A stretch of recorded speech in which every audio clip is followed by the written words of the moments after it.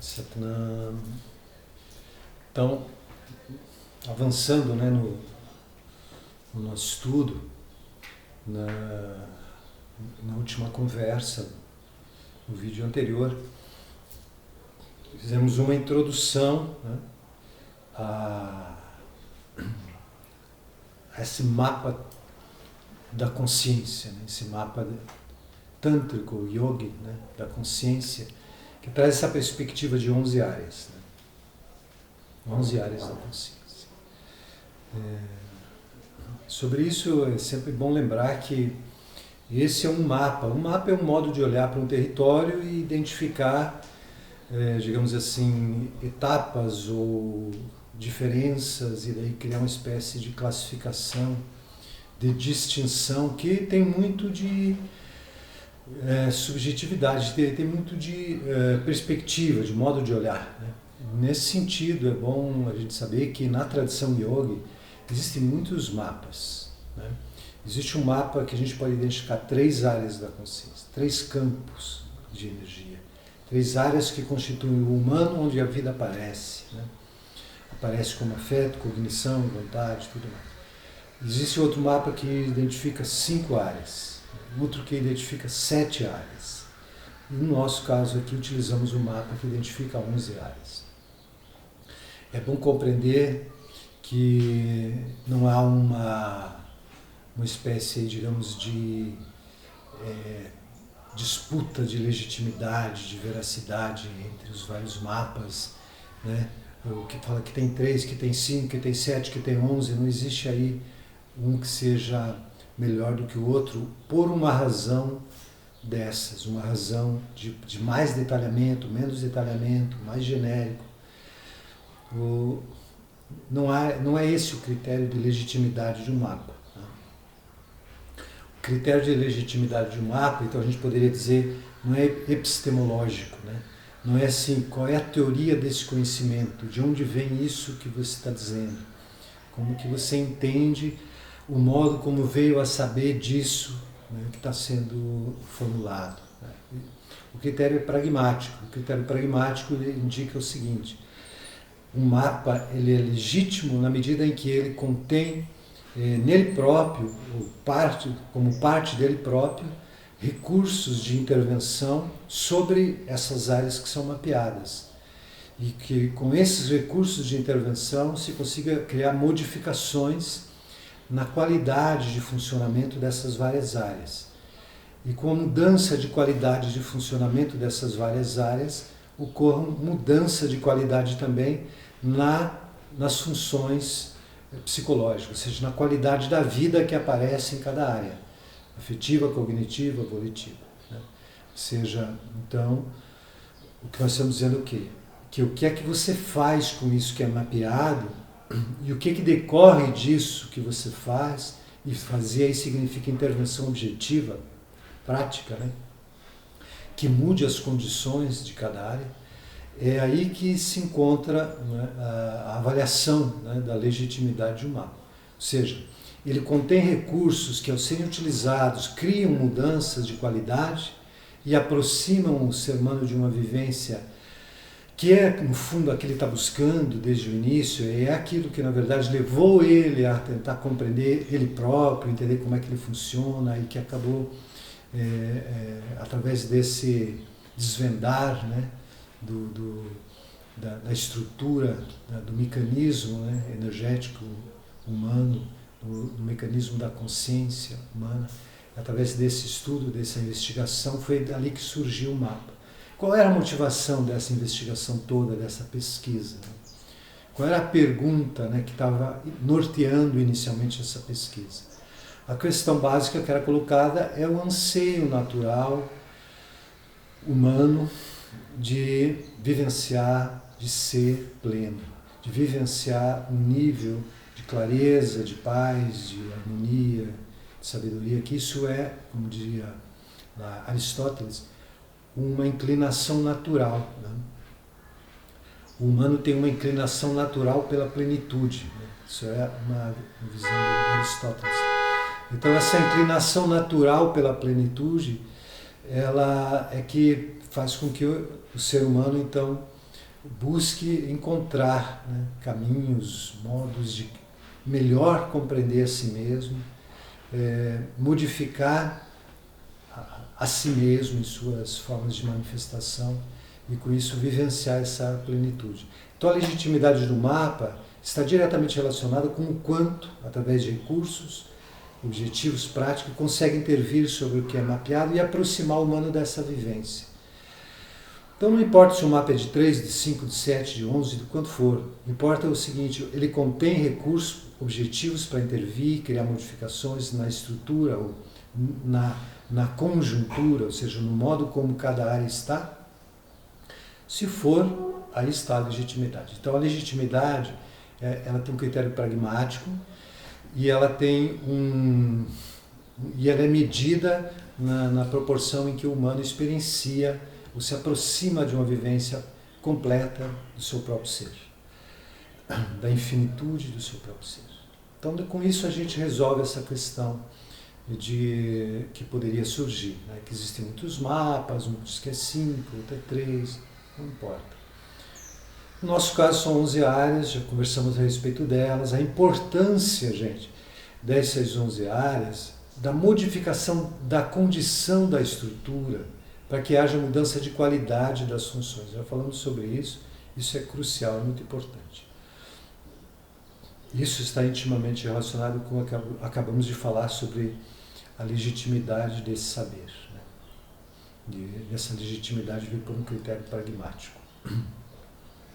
Vamos agora olhar, vamos desenvolver um modo de olhar para isso que nos dê assim um lugar de observação, uma perspectiva, tá? Pode ser interessante levando em conta aquilo que a gente vai estudar mais devagar, com mais critério crítico, né? e fazendo um percurso de surgimento desse entendimento que faz parte, né, do aspecto aí conceitual do yoga, né? Que a gente poderia chamar o darshana, né? O modo de olhar do yoga, que numa tradução um tanto quanto comprometida e não tão precisa, a gente poderia chamar de filosofia do yoga.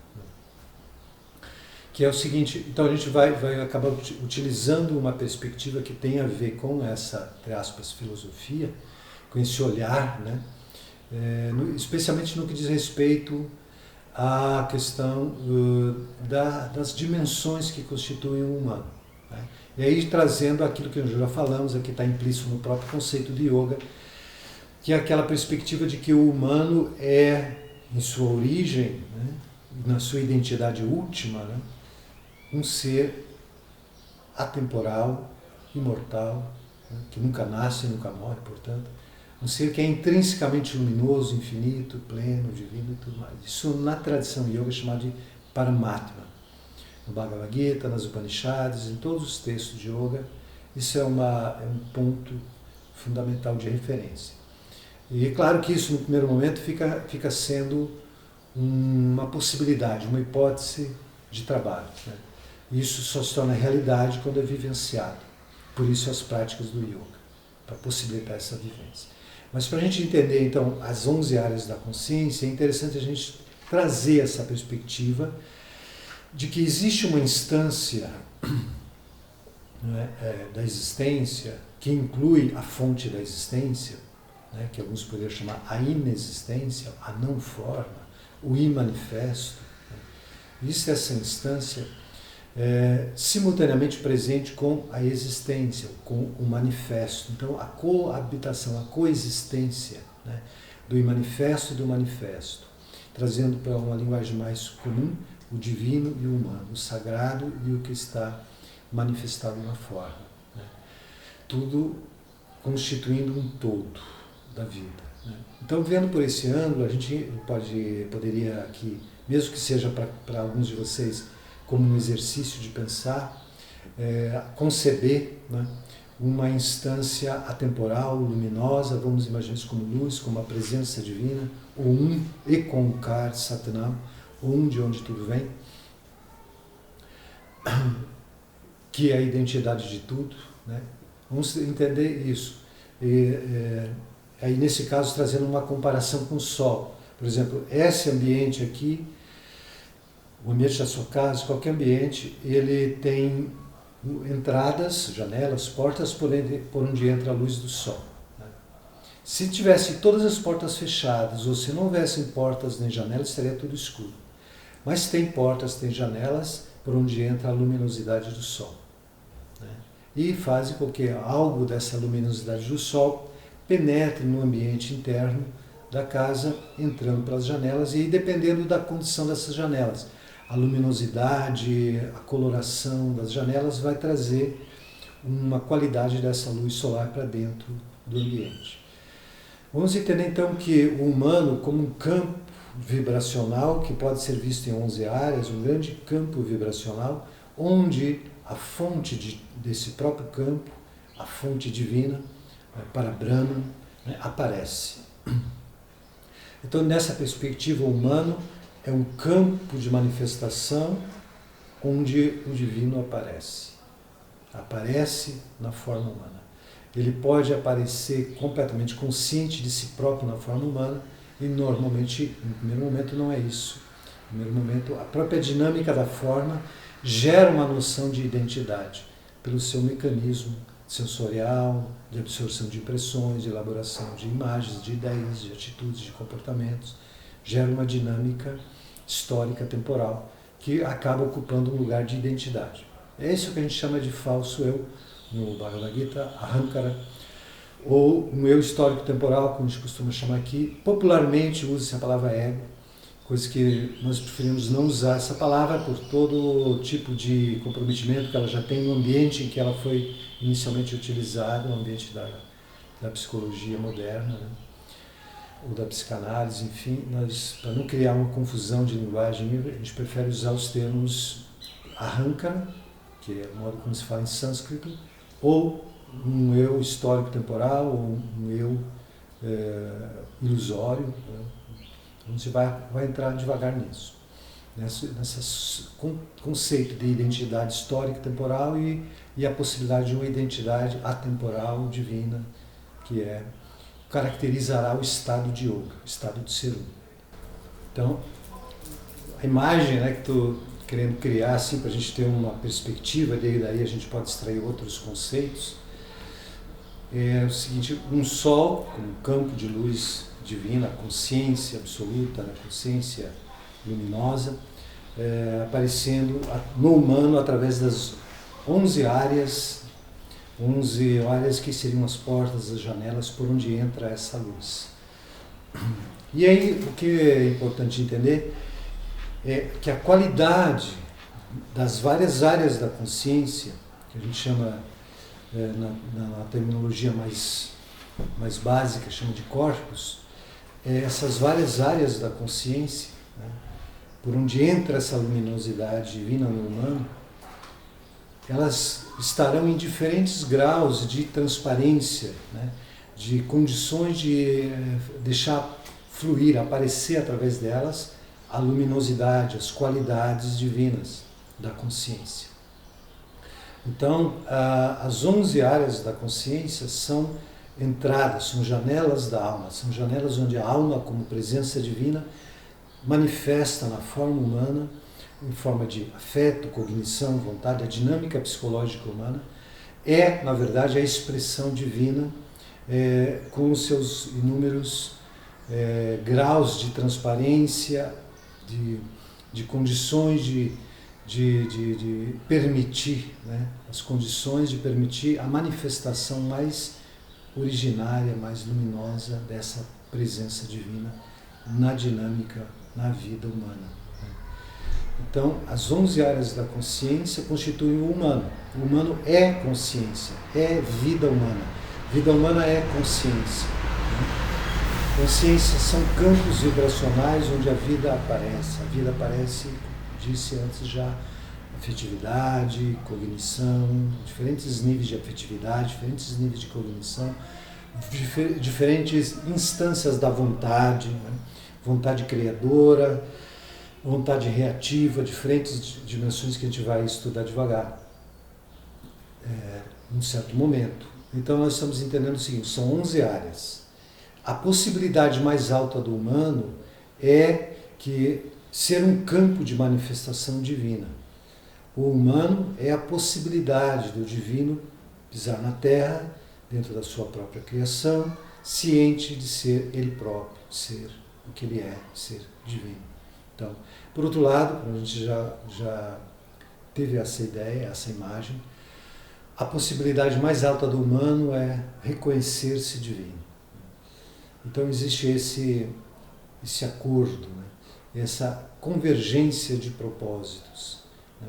E o yoga, ou os caminhos, entre aspas, espirituais, são as manifestações divinas em forma de orientação para que o humano possa criar as condições para que o divino possa estar na forma humana, possa estar consciente de ser o que é na forma humana. Então, os vários campos de energia, as várias áreas, são as possibilidades que o divino tem para manifestar a sua presença na plenitude que a forma humana permite.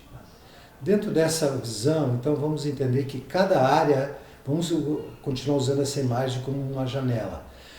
Cada janela, são 11 dentro desse campo humano, né? Cada janela tem uma leve coloração que é própria dessa janela, o que indica que aquela luz do sol, que nela mesma lá tem a sua própria coloração, vamos imaginar como se fosse uma luz que contém em si todas as cores, e ela aparece numa janela com uma tênue coloração, na outra com uma outra coloração, é como um arco-íris, né? Na outra uma outra tênue coloração, e assim, constituindo as 11 áreas, ela vai manifestar a plenitude das qualidades divinas, só que essas qualidades sendo ali manifestas de um modo diferenciado, mas todas elas centradas em sua origem naquela forma, ou naquela instância, né? Aquela fonte que ela própria contém todas as cores, contém todas as qualidades e ao mesmo tempo, na tradição filosófica da Índia se fala que é sem atributos, mas que contém em si todos os atributos. E quando aparece na forma humana é que os atributos aparecem. E esses atributos aparecem como modos como a consciência divina surge na forma humana. São também expressos como os nomes de Deus, né? Tanto os 108 nomes de Shiva, os 99 nomes de Allah, diferentes nomes, são qualidades divinas da consciência que podem aparecer na forma humana. Então, são muitas colorações possíveis, mas todas elas estão centradas numa instância que contém todas. E que, na forma mais absoluta de si própria, ela não tem nenhuma diferenciadamente, mas tem todas num núcleo indiferenciado, originário, absoluto, né? A instância mais íntima do divino, né? Digamos assim, que depois aparece com suas qualidades e depois qualidades ainda divinas e depois antes pré-manifestação e depois quando surge a manifestação essas qualidades ganham ainda uma especificidade ainda maior. Muito bem, então nós estamos entendendo que as 11 áreas são campos de manifestação da luminosidade divina, que surgirão em forma de qualidades, né? Agora, a nossa pergunta óbvia é a seguinte: como se encontram essas janelas em cada humano? Como se encontram essas 11 áreas? Essas janelas estão transparentes e permitem plenamente a passagem da luz, com sua coloração própria, que aí seriam, no nosso estudo aqui, as colorações são as diferentes qualidades, as diferentes funções psicológicas próprias de cada uma das 11 áreas. Então, cada uma das 11 áreas tem certas qualidades, tem certas, entre aspas, funções psicológicas próprias dessa área, né? Que quando essa área está transparente, translúcida, essas qualidades aparecem com muita intensidade, com uma coloração, com uma radiância, com um brilho, né? Isso surge na forma humana com aquilo que a gente chama de uma maneira, digamos assim, às vezes com muita deformação da palavra, seria algo que a gente pode chamar de virtude, e aí nós temos muitas coisas a entender sobre o que significa virtude nesse contexto. Virtude aí significaria algo mais próximo da origem etimológica da palavra, do latim, virtu. Virtu significa força, né? Então é a força divina, a força da alma aparecendo na forma humana. Então não tem nada a ver com cultivar virtudes, não tem nada a ver com uma virtude espiritualmente ou socialmente considerada correta, porque isso poderá ser no máximo uma imitação ou uma tentativa de adequação a modelos. Não, a virtude no sentido real é uma manifestação da força divina dentro da consciência. Então, as diferentes áreas têm diferentes virtudes, têm diferentes atributos divinos da consciência. Tá?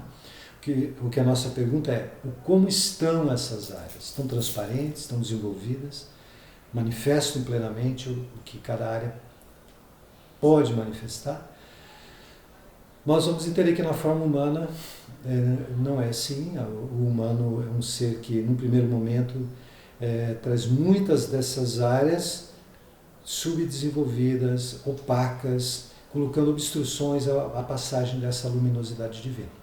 Isso a gente diz assim, esse corpo, ou esse campo vibracional, não está desenvolvido suficientemente, precisa ser trabalhado. Na linguagem comum, a gente acaba falando isso, tem que trabalhar tal corpo, tem que trabalhar tal coisa. O que é trabalhar? É torná-lo transparente, translúcido, para que a luminosidade inerente àquela área, que vem desse campo divino, possa surgir com toda a radiância, com todo o brilho. Então, qual é o trabalho do yoga? E por isso aí nós temos a noção de Kundalini como yoga da consciência. Kundalini é yoga da consciência, porque consciência é a vida mesmo humana, em todas as suas nuances, e é, aqui no nosso caso, entendida em 11 áreas onde a vida aparecerá. Portanto, são 11 áreas da consciência. Então, de que modo se pretende no yoga intervir sobre cada uma dessas 11 áreas para que elas todas estejam em condições de deixar aparecer a luminosidade divina dentro da forma. Então, nós temos 11 áreas e é isso que nós vamos entender agora. Quais são elas? Tá? Cada uma dessas áreas ela pode estar totalmente transparente, translúcida, desenvolvida, e, portanto, manifestando as qualidades divinas ou não. Né? Então, o que nós vamos fazer agora é entender o seguinte.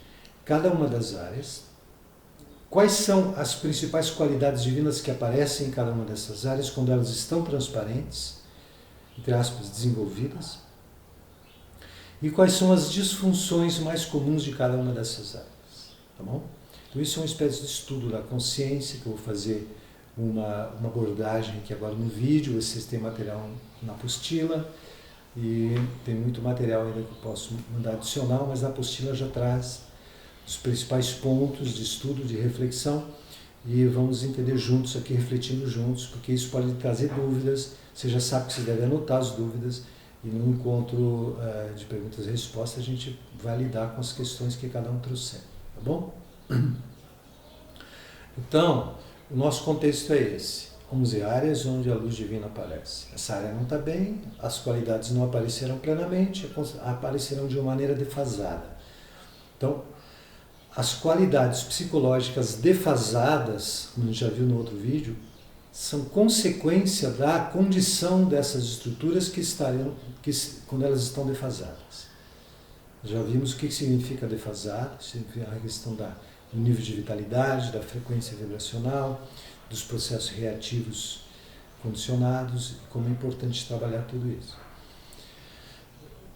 Vamos entender então que o corpo, eu estou usando a palavra corpo, gente, com bastante reserva, mais porque está nos textos, mas eu vejo que já é uma palavra que a gente vai precisar revisar a terminologia. Porque corpo passa muito a noção de uma coisa concreta. Quando isso for começado a ser traduzido para as linguagens ocidentais, escolheu-se a palavra corpo. A gente pode dizer que são campos vibracionais, onde a vida aparece, para tirar essa ideia de corpo como coisa concreta. Então aqui eu vou usar algumas vezes a palavra corpo, algumas vezes a palavra campo vibracional, algumas vezes a expressão área da consciência. Estou falando da mesma coisa. Muito bem, então o primeiro deles, né, é chamado corpo espiritual ou corpo-alma. Tá? Corpo-alma ou corpo espiritual. Vamos entender isto. Primeiro, aí, sem querer entrar muito na filosofia do yoga, porque a gente vai ter um módulo sobre isso, mas é importante aqui fazer um entendimento disso. Nessa expressão corpo-alma existe aí aparentemente uma contradição, uma coisa incompatível. Se a gente entender que corpo é manifestação, é energia manifestada, e alma é a instância do imanifesto, a instância divina, de onde a manifestação vem. Então, se alma é a instância divina, de onde vem a manifestação, e corpo é parte da manifestação, porque é uma estrutura energética, vibracional, que vem do divino. Quando a gente fala corpo-alma, está falando do quê? Não existe um corpo-alma, porque a alma antecede a todo o corpo. A alma é divina. Corpo é o que vem do divino. Então, corpo-alma se torna uma expressão confusa, né? Aparentemente. Vamos entender por que não é no nosso caso. Sem deixar de levar em conta essa verdade que é muito importante para a gente entender o que significa esse tal corpo-alma. Corpo 1, né, chamado, apelidado, o corpo-alma. É que alma, então, antes de mais nada é bom entender, alma não é corpo, no sentido de que a alma é uma instância que antecede a forma, antecede a manifestação cósmica divina. Corpo, a alma diz respeito à frequência divina, tá certo? De onde vêm todas as formas. Então a alma é sempre já, é a própria, livre, sábia, divina, sagrada, em sua, pura, sendo sempre o que ela é, sem nenhuma coisa agregando-se a ela. Nenhum tipo de memória se agrega à alma. Né? As memórias se agregam nos corpos, não na alma. A alma é sempre livre, sempre divina, sempre plena e nunca deixa de ser o que ela é. Acontece que a alma, que antecede a manifestação, né, ela sempre já está na forma. Ou então ela é o divino na sua instância manifesta. Então, alma, sempre já, quando se fala alma, já está falando de alma dentro de uma forma. Ou de uma forma sutil, invisível, sutil, búdica, nirvânica, astral, mental, ou de uma forma física, também física, né? Astral, mental, búdica, mas também física. Então, toda a forma humana é, essencialmente, alma manifestada dentro de um campo visível, dentro de instâncias energéticas, dentro de uma forma. Né? E se a forma física se desagrega, a alma continua na forma, só que formas sutis. Esse é um outro assunto. Com isso, estou querendo chamar a atenção para um ponto. Alma é a identidade divina mais profunda, é a identidade última do humano, né? Aquilo que é o Paramatma, o divino dentro do humano. Muito bem. Quando a gente fala de corpo, nós estamos falando do aparato de manifestação, estamos falando de estruturação vibracional energética. Tá? E essa manifestação vibracional energética, qual é a grande função? É dar condições para que a alma se torne apta e tenha condições de manifestar suas qualidades dentro da forma. É o veículo. Por isso a expressão kosha, que está no Vedanta, Anamaya Kosha, Pranamaya Kosha, essa expressão kosha é o termo em sânscrito para isso, e ele significa envoltório, né? Aquilo que envolve, ou aquilo que dá possibilidade para que a alma traga para o mundo a sua presença, as suas qualidades. Então, a condição desse envoltório, ou desse campo vibracional, o quanto ele está transparente ou não, é que vai determinar a qualidade daquilo que a alma consegue trazer para o mundo em forma de virtude, em forma de sabedoria, enfim, em forma de qualidades, de atributos divinos. Muito bem. Com isso a gente já pode compreender qual é o ponto fundamental do corpo 1, do corpo-alma. O corpo-alma é, então, antes de mais nada, alma. E o corpo é o campo onde essa alma terá suas qualidades. Então nós temos que entender o seguinte, esse corpo, onde a alma aparece com toda a sua profundidade, luminosidade, esse corpo 1, né, ele é um corpo que fôssemos pegar o exemplo aí das janelas, seria uma janela ou uma porta cuja coloração é nenhuma. Ela é totalmente transparente. É como aquelas portas onde são de vidro, de tal maneira transparente que muita gente bate nela e nem vê que tinha uma porta ali, de tão transparente que é. Não coloca nenhum tipo de coloração, ela é totalmente translúcida, sem coloração alguma.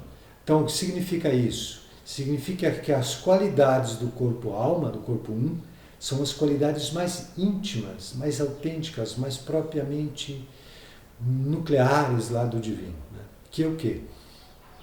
Vamos entender algumas delas. Uma qualidade, digamos assim, íntima, vamos colocar essa expressão como algo lá muito próprio lá do ser, alma, ser divino. Uma qualidade que a gente pode enxergar junto que existe é liberdade. Por que liberdade? Porque nada pode interferir na determinação que a alma tem sobre ela própria e seu movimento expressivo. Então a alma não é determinada por nenhuma circunstância, por nenhuma influência, por nenhum arranjo de circunstâncias, não. A alma, ela nasce, a sua ação dela própria. Ela é autodeterminada, então ela é livre. Né? Ela tem uma autonomia da pulsão de ação, da pulsão da vontade. Então ela tem uma autonomia da vontade completa. Ela é livre para determinar ela própria na sua ação, no seu sentir, no seu pensar. Então uma característica da alma é liberdade. Ela se expressará no mundo e trará para o mundo uma fragrância dessa liberdade. Outra característica fundamental aí da alma é clareza, total clareza, total, portanto, sabedoria, sabedoria da alma, né?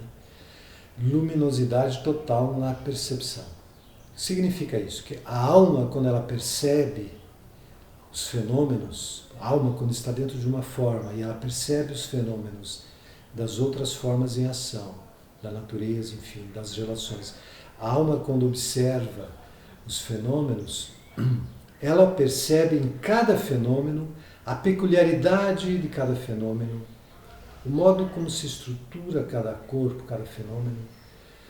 E ela percebe também junto a fonte originária de cada forma e de cada fenômeno. Então a alma sempre vê aquilo que é o arranjo energético, o campo de manifestação, ou seja, a forma, o fenômeno, quer dizer, aquilo que aparece, né? E a alma sempre vê também aquilo desde onde aparece, o fenômeno. Né? Na filosofia de Kant, o filósofo alemão, ele tem nome para isso, ele chama de nômeno e fenômeno. Nômeno é uma instância incondicionada, inacessível pelo pensar, né? E pelo conhecimento, e fenômeno, aquilo que aparece, aquilo que se torna visível, aquilo que surge.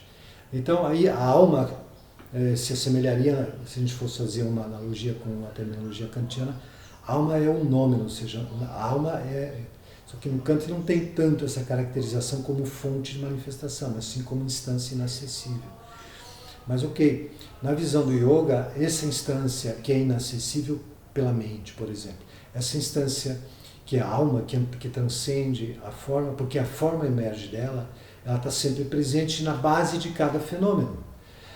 Quando é a alma que percebe, e quando o corpo ou seja, o corpo-alma está totalmente desenvolvido, transparente e tudo mais, as qualidades mais íntimas da alma aparecerão. Então, liberdade, sabedoria, clareza. Como surge sabedoria e liberdade? Liberdade já vimos. Como surge clareza e sabedoria?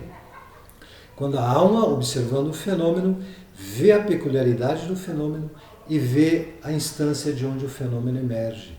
Isso significa, em palavras comuns, que a gente usa e às vezes perde o sentido delas, que alguém vê o divino em tudo, vê o divino em cada forma, vê o divino em cada manifestação. É uma dimensão do olhar que vê o divino em tudo. Desde onde vem a visão capaz de enxergar o divino em tudo? Vem da alma. E a alma não é a própria presença divina? Sim. Então, o divino, enquanto alma, vê ele próprio, como alma e como divino, na base de todos os fenômenos da natureza, de todos os seres. Então, a sabedoria da alma é a capacidade de perceber ela própria, enquanto presença divina, na base de tudo. Então, o divino vê o divino em tudo. Isso é sabedoria. A sabedoria da alma é isso. Vê que todas as formas são diferentes manifestações do Um, do Ek, do Um. O Um é aquele mesmo que vê. O Um vê o Um em tudo. Isso é sabedoria. Isso é clareza. Isso é próprio do corpo Um. Isso é próprio da alma quando o corpo-alma, está transparente. Então, nós vamos entender melhor o que isso... Não quero entrar agora para não introduzir um novo assunto, mas entender o que é Maya. Nessa perspectiva a gente entende muito bem o que é Maya. Maya enquanto manifestação da forma, e não enquanto ilusão. E ilusão, quando quem olha para o fenômeno, é um fenômeno também. Quando a mente, que mente é fenômeno, mente é matéria, mente é manifestação. Quando mente olha, e sendo mente fenômeno, olha outro fenômeno, ela enxerga no outro fenômeno apenas a instância do fenômeno, ou seja, o mecanismo, a peculiaridade da diversidade. Não enxerga o um. Porque quem está olhando é fenômeno, enxerga fenômeno. Quando está olhando é alma, enxerga a alma e fenômeno. Então a alma enxerga inteiro, a alma enxerga ela própria e o fenômeno, que está na base dela mesma, naquela forma. No entanto, o fenômeno enxerga só o múltiplo, ele não enxerga o um. Então a consciência do um, a consciência de ser um, a consciência de ser o um, é sabedoria. Isto é próprio do corpo-alma, isto é sabedoria. Outra qualidade dessa área é a autenticidade, porque ele próprio, ser autêntico é a capacidade natural de ser si mesmo, de ser o que é. Né? Então, ser autêntico é ser o que é, ser o si mesmo. E não o si mesmo, a autenticidade não é a capacidade de manifestar todas as nuances do próprio desequilíbrio da mente e das emoções e uma espécie de, digamos assim, movimento expressivo das próprias ilusões, dos próprios condicionamentos. Isso às vezes é considerado como autenticidade. Não. Estou falando de autenticidade como manifestação da alma, do um, da sabedoria, da liberdade, como ser um, ser si próprio e trazer esse si próprio para cada ação, para cada movimento. Ter a noção dessa unicidade, dessa autenticidade que é ser um e ser si próprio. Né? Então isso é uma qualidade. E uma outra qualidade que está junto aí desse campo que é a alma é criatividade. Então, o poder criativo, a capacidade de agir de uma maneira criadora. Por que criatividade? Porque toda ação que nasce da alma é uma ação que nasce de uma instância não histórica, não temporal. E sendo assim, é uma instância não acontecida, não registrada em memória alguma. Por isso é uma ação que sempre nasce de uma dimensão não estabelecida, não acontecida, portanto do desconhecido, e toda ação que nasce do desconhecido, que nasce do divino, que nasce da alma, nasce sempre de um modo próprio, pela primeira vez, com uma peculiaridade, mesmo que tenha uma aparência de similaridade com outra coisa, ele sempre é uma ação que traz uma frescor, uma fragrância do infinito, do desconhecido, e que sempre traz algo de único e de novo a cada passo. Portanto, criatividade, criação. É uma vontade, né, que surge aí, criadora. Então nós temos aí vontade criadora, ou seja, criatividade, sabedoria, autenticidade, liberdade, como qualidades, atributos da alma no corpo um, no corpo alma. E, bom, quando não está desenvolvido, vamos ver algumas das possíveis defasagens desse corpo. Né? Vamos entender um princípio que vai valer para todos os demais, gente. Quando uma área não está desenvolvida, ela tenta agir como seria se ela estivesse. Vamos ver. Se o corpo 1 estivesse desenvolvido, ele tentaria agir, estivesse desenvolvido, ele agiria naturalmente, espontaneamente, né? Espontaneamente, de forma livre, autêntica, clareza, total sabedoria, criativa. Portanto, seria essa algumas das qualidades, né, da ação da alma. Não sendo assim, essa área não estando desenvolvida, o que tende a aparecer? Vamos imaginar uma pessoa que precisasse desenvolver essa área. Tá? E, portanto, isso indica que essa área não está desenvolvida nessa pessoa. Ela tende a manifestar algumas características, tá, que são muito peculiares dessa área. Uma delas é ela ter uma dificuldade, uma quase aversão a que os outros lhe digam o que fazer, o que pensar, que os outros lhe pressionem, lhe cobrem e tentem lhe convencer, né, de que ela deveria ser agir de outra maneira, pensar de outra maneira, sentir de outra maneira. Por que isso? Porque isso é uma determinação externa sobre o sentir, sobre o entendimento, sobre a vontade. É uma pressão externa, uma sugestão externa.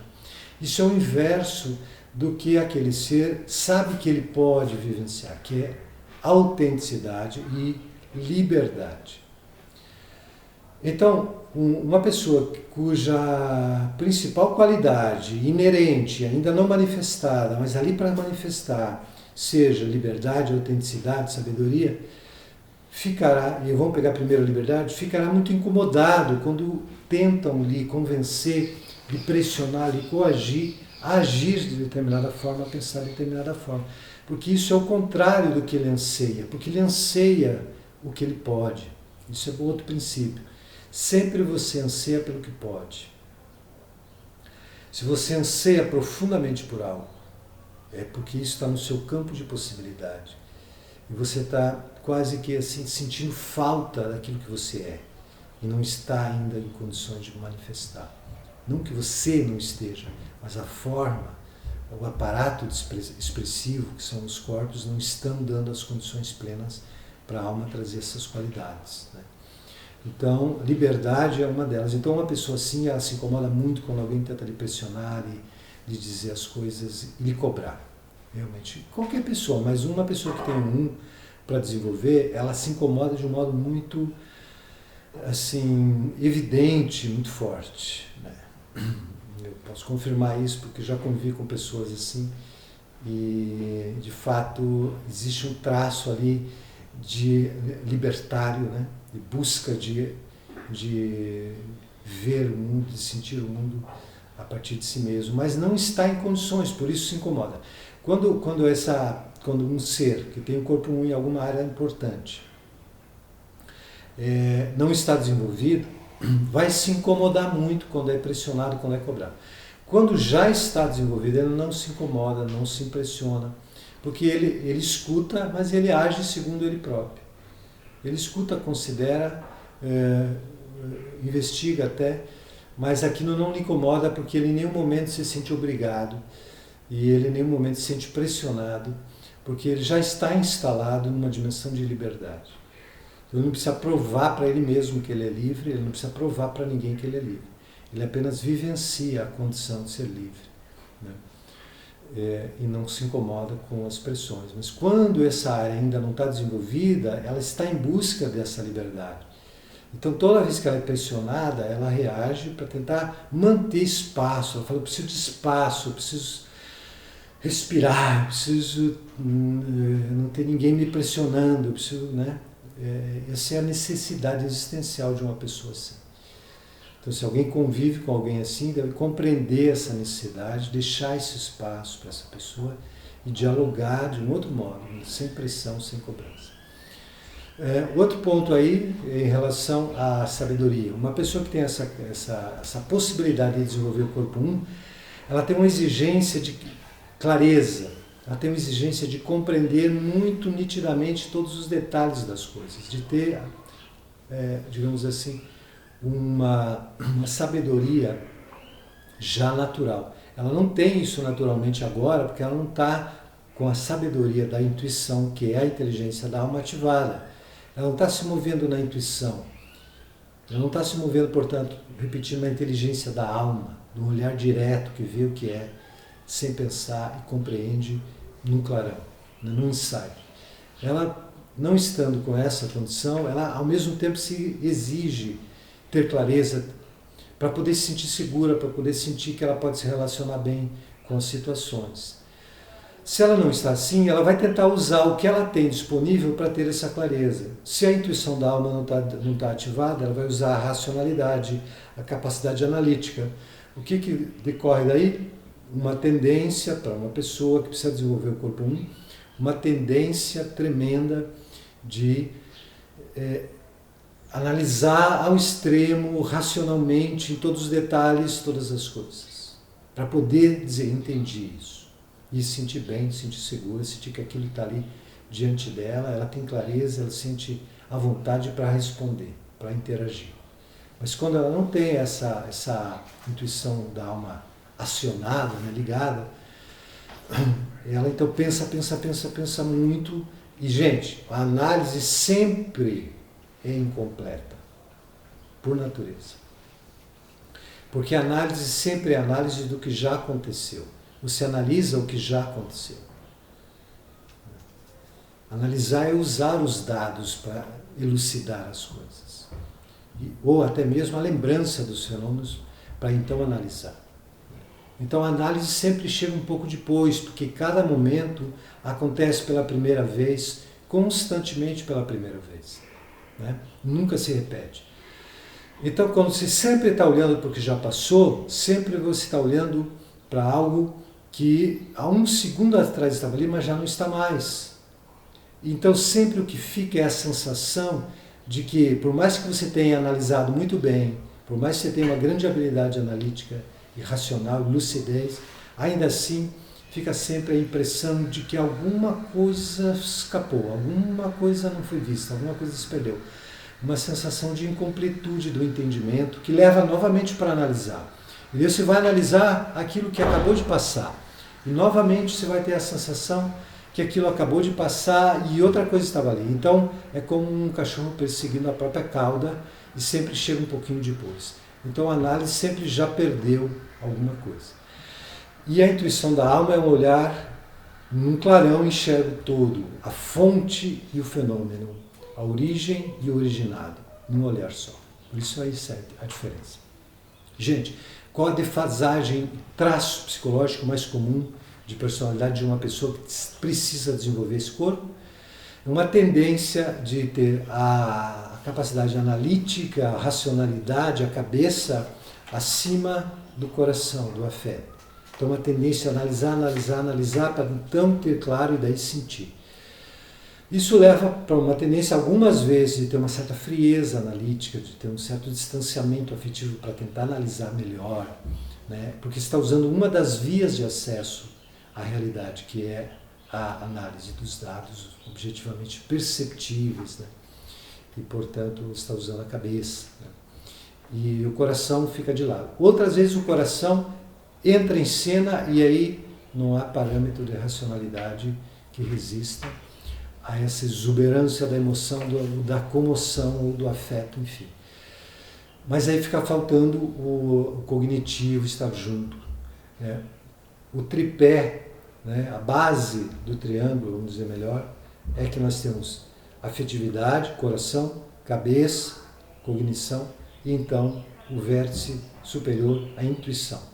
Então a base da intuição da alma é uma harmonia entre cabeça e coração. Por isso, o trabalho que a gente faz com Kriya, com meditação, é para abrir o coração, para equiparar com já a super ênfase que tende a já estar ocorrendo no aspecto racional, no aspecto analítico, né? E então a necessidade de integrar cabeça e coração para gerar uma base que permita o surgimento da intuição da alma. Então o trabalho prático vai se encaminhar com essa perspectiva. E assim, nós podemos entender que o traço mais comum do corpo 1 é necessidade de ancorar a alma dentro da forma, necessidade de ter o primeiro chakra muito bem estabelecido, muito bem fortalecido para ter elemento terra, para estar parado na base, para ancorar a luminosidade da alma. Com isso, gente, quando o primeiro chakra está forte, toda a demanda da vida ligada à sobrevivência, à resolução de questões ligadas às relações e, em última instância, à sobrevivência e todas as nuances do que está implicado na sobrevivência, né? Quando o primeiro chakra está forte, a pessoa sente muita energia nessa área, se sente com força para encarar a vida, para lidar com essa demanda básica, que é a agenda básica da natureza, sobrevivência. Ela fica sentindo-se confiante no seu poder de enfrentamento nesse nível da vida, porque ela tem o primeiro chakra muito bem estabelecido, sólido. Né? Com isso, o que acontece? A mente fica tranquila, porque a mente não tem que ficar se ocupando exageradamente com essas questões. Por quê? Porque a mente confia, aquela entidade ali confia na força, na disposição, na habilidade, na sagacidade para lidar com as situações de sobrevivência. Isso cria um descompromisso da mente, uma despreocupação em relação a esses aspectos básicos. Tá? O que isso tem a ver com a intuição da alma? Isso tem a ver porque a alma só pode surgir quando a mente está numa dimensão muito sutil, quando a mente está em meditação. Então, o corpo espiritual implica que haja uma harmonia de coração e cabeça, para que haja uma tranquilização psicológica capaz de fazer o link, a abertura, a transparência para a alma manifestar-se naquela área da consciência. Então, Muladhara Chakra forte cria uma despreocupação, fazendo com que a mente possa estar presente em cada passo, em cada momento, se abrindo para fazer um link, né, e acionar a inteligência da alma dentro da forma. Então é importante o primeiro chakra forte, quarto chakra aberto, uma mente serena e meditativa. E isso vai trazer a experiência da alma, que ela é sempre livre, sábia, autêntica, e que vive nesse mundo de uma maneira criativa e assertiva. Então, a gente vai aprofundar mais isso e a parte prática nós vamos trabalhar em aulas práticas. Vou passar o material de cada área dessas. Gente, o importante é você entender o seguinte: o que nós estamos falando, tal como falamos já no vídeo anterior, o que nós estamos falando estamos entendendo cada área, suas possibilidades divinas e suas possíveis defasagens e como trabalhar com elas. Mas esse como trabalhar com elas implica intervenção objetiva, prática, não apenas conceitual, prática. Tem séries, pranayamas, asanas, mantras, mudras, etc. Para intervir na dinâmica energética. E Shabadis ou meditações com muitos mantras para elevar a vibração. E a autoobservação para se dar conta do automatismo, da hipnose, né, instaurada e poder desprogramar e abrir o campo para essa instância divina. Ok. Então, vamos entender agora as próximas três áreas. Vamos falar, fazendo uma correlação entre elas, entender de uma forma dinâmica, né? Cada uma dessas três áreas. Essas três áreas diz respeito à mente. Tá? São três áreas mentais, né? Que é o quê? A mente negativa, vamos entender o que significa, a mente positiva e a mente meditativa, que é a mente que transcende o positivo e o negativo. Também polaridade neutra, né? Mas não no sentido de indiferença, no sentido de transcendência dos polos, no sentido de ser meditativa, ser mais ampla do que é negativo e do que é positivo. Tá? Então, assim, o corpo 2, a gente apelida de 2, a mente negativa, ela tem um anseio fundamental. Tá? O anseio fundamental da mente negativa é ser um, é voltar a ser um, é reconhecer de novo a existência da consciência na unidade. Então, o grande anseio do 2 é voltar a ser um. Como ele já é 2, ele não tem como voltar a ser um. Então, ele está diante já do outro, ou está diante dele próprio, mas com muita coisa de fora acoplada, né? Enxergando muitos outros dentro de si. Né? Então, esse estar diante do outro é a característica do 2, já começa o múltiplo. Né?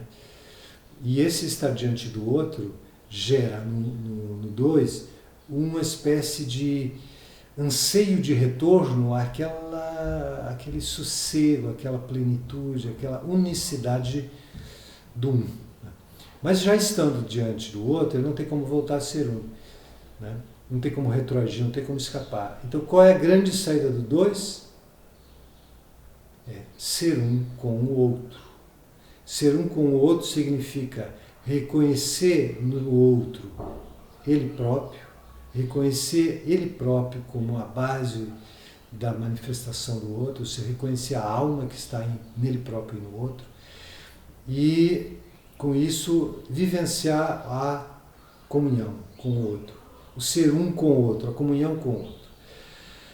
Esse é o grande anseio da mente negativa, é experienciar a comunhão afetiva. Então, a mente negativa ela tem muita afetuosidade, ela busca o contato, ela busca a aproximação, ela busca muito essa vivência, né, de unicidade. No entanto, ela percebe ao mesmo tempo todos os fatores que dificultam essa unicidade, todos os fatores que estão aí na periferia, né, acopladas aos campos energéticos, quero dizer, do próprio 2, a aura, as memórias ligadas a esse 2. Então aí ela enxerga muitos fatores discrepantes ou que dificultam a aproximação harmoniosa e em comunhão com o outro. Então, o 2 tem uma capacidade que justifica esse apelido de mente negativa, que é a capacidade de identificar tudo que não está bem. Então, o corpo 2, a mente negativa, ela entende que tudo aquilo que atrapalha a comunhão e a unidade são coisas a serem eliminadas, a serem transformadas, a serem evitadas. E o 2, então, classifica tudo aquilo que atrapalha a comunhão e a unidade, classifica de negativo. Por isso é que se diz que é a mente negativa. Não porque ela seja ruim, mas porque ela é capaz de rastrear o que atrapalha a comunhão, rastrear o negativo, com o objetivo de transpor, de dissolver, de ir além, para chegar. É como e está associado ao elemento água, né? Que é a capacidade de ir em direção ao mar, de atravessar os diferentes territórios com a maleabilidade, a adaptabilidade necessária para poder chegar onde já sabe que quer chegar, que é no oceano, na comunhão. Então, o corpo 2, quando desenvolvido, ele traz uma afetuosidade muito poderosa, que é lançada em direção à vivência da comunhão. Ela percebe aquilo que atrapalha essa comunhão, tanto no outro quanto nela própria ou na situação. Isso dá a ela uma grande sagacidade em relação ao que não está bem. E quando ela está transparente, né, está forte essa mente negativa, ela consegue transpor o negativo, desarticular o negativo e experienciar a comunhão. E quando ela não está bem, quando a mente negativa está defasada, está frágil, está sem vitalidade, está muito densa, na sua frequência está lenta, está programada pelo passado, e quando tudo isso está muito automatizado, essa área, então ela começa a olhar para o que não está bem e não consegue entender muito bem o que é aquilo, e aí ela tende a exagerar, é como se ela tivesse uma lente de aumento diante do que não está bem. Então, com isso, ela exagera na avaliação do negativo. E com isso, ela se defende mais do que precisaria. E com isso, ela se retrai, se fecha, se esconde para se proteger. E com isso, ela deixa de vivenciar experiências que poderiam ser harmônicas e poderiam lhe levar para uma experiência de comunhão. ela tem uma tendência de se afastar, de se defender, porque ela está olhando para aquela situação, para aquela pessoa, com uma ênfase no que não está bem e com um lente de aumento que leva ela para ver um dinossauro onde teria uma formiga. E aí ela sai correndo de medo, quando na verdade é a lente dela que está vendo o monstro. E de verdade, se ela tivesse com a lente transparente, enxergando bem, ela veria um obstáculo do tamanho que ele tem e ela teria a capacidade de transpor, de encontrar um caminho. Tá? Então, com isso a gente entende que uma das defasagens do corpo 2 é a exageração na avaliação do negativo.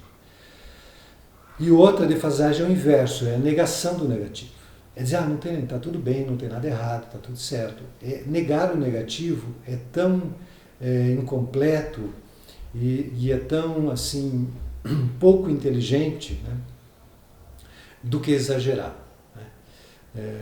Negar o negativo é como faz a chamada política do avestruz, que ele coloca a cabeça embaixo da terra para não ver nada, mesmo sabendo que tem, ele não quer ver, e não vendo ele supõe que então aquilo não lhe incomodará. Ao contrário, quando uma pessoa nega o negativo, é quando ela pode ser mais afetada de um modo ainda mais destrutivo por aquele fator negativo. Ao contrário, quando ela consegue enxergar com clareza o que não está bem, é quando ela consegue encontrar um caminho de transformação, de transposição, de dissolução do negativo. Então, assim, a mente negativa em desequilíbrio, ela nega, e a mente negativa em desequilíbrio, ela poderá exagerar. A tendência é muito maior de exageração. São polos, né? No entanto, muitas vezes pode alternar para a negação. Qual é a maneira equilibrada? Seria ver o que não está bem, do tamanho que ele tem, e saber lidar e atravessar. Tá bom? O chakra que alimenta essa área, para que essa área consiga chegar na experiência de unidade, de comunhão, é o Swadhisthana Chakra, que fica na área abaixo do umbigo, na área pélvica, né, que implica toda essa área pélvica, sexualidade, afetuosidade, elemento água. A gente vai estudar isso quando for ver mais os chakras.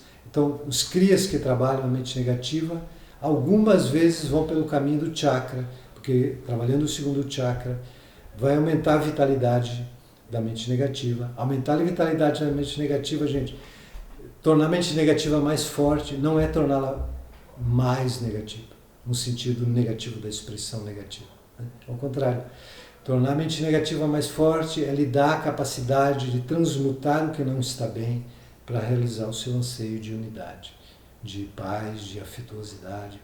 A mente negativa leva para uma pessoa um traço afetuoso, acolhedor, que gosta de ser acolhido. Quando uma pessoa que está com essa área para trabalhar, ela é excluída de alguma coisa, isso é muito perturbador, porque isso contraria a sua intuição, o seu anseio de unidade.